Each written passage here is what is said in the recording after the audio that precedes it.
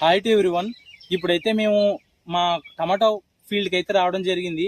ఇక్కడ ఇందులో మేము గమనించినటువంటి పెస్ట్ ఏంటంటే లీఫ్ మైనర్.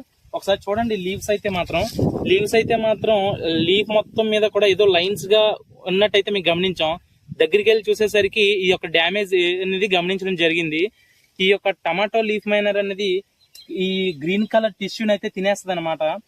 ఎప్పుడైతే గ్రీన్ కలర్ టిష్యూ అయితే పోయిందో మొక్కకి ఫోటోసింథటిక్ యాక్టివిటీ తగ్గిపోయి క్రాప్ ఈల్డ్ అనేది తగ్గిపోయే అవకాశం ఉంది. అదే విధంగా ఫ్రూట్ యొక్క సైజు మరియు క్వాలిటీ కూడా చెడిపోద్ది అనమాట.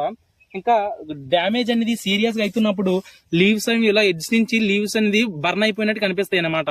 అలాగే లీవ్స్ అనేది ప్రీమెచ్యూర్ డ్రాప్ అయితే చూస్తాం. అంటే మొక్క ఎదగక ముందే ఆకులు అనేది పూర్తిగా రాలిపోవడం జరుగుతుంది అనమాట.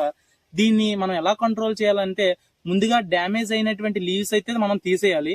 తర్వాత ఇందులో మనం ఏమైనా లార్వా కానీ లేదా అడల్ట్ లేనా మనం గమనించినట్లయితే అవన్నీ తీసి చంపేయాలన్నమాట.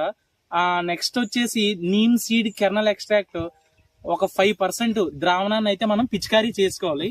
ఇక కెమికల్ విషయానికి వచ్చేసరికి సయాంట్రానిలిప్రోల్ కెమికల్ ని 1.8 ml 1 లీటర్ నీటిలో కలుపుకొని పిచికారీ చేయడం ద్వారా ఈ యొక్క సర్పెంటైన్ లీఫ్ మైనర్ ని ఈ యొక్క టమాటో క్రాప్ లో మనం చాలా ఎఫెక్టివ్ గా కంట్రోల్ చేయొచ్చు అనమాట.